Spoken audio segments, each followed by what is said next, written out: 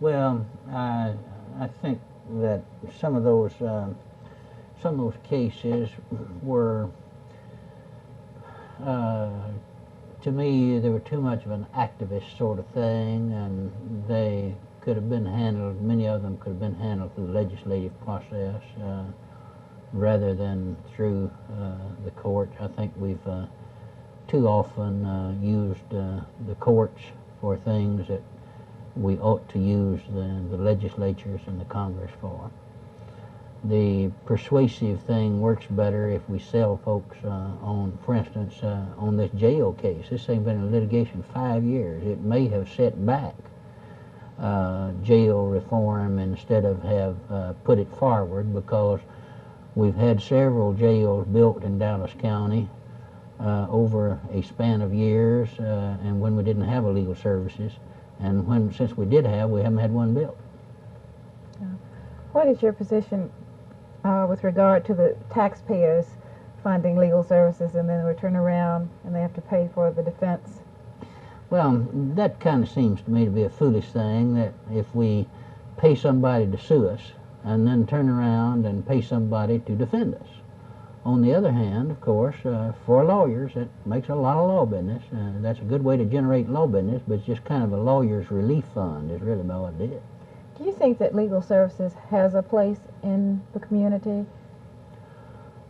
Well, I think certainly legal services has a place in the community. If you're talking about people having legal service, that's got to have a place in the community, but it's been done through the bar associations, through legal aid for years.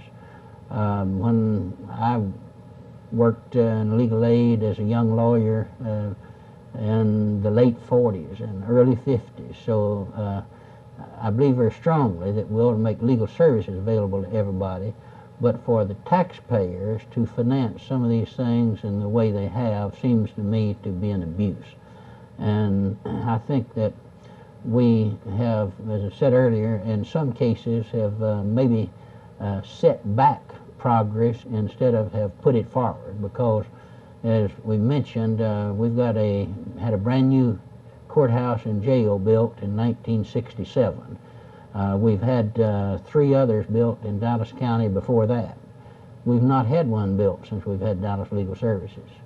So I think you might argue that it sometimes slows down progress. It slowed down, in the case of the Dallas School District case, it slowed down the building of schools because we had a freeze on building of schools in the Dallas School. I wasn't in that case, but all I know about is what I see in the press.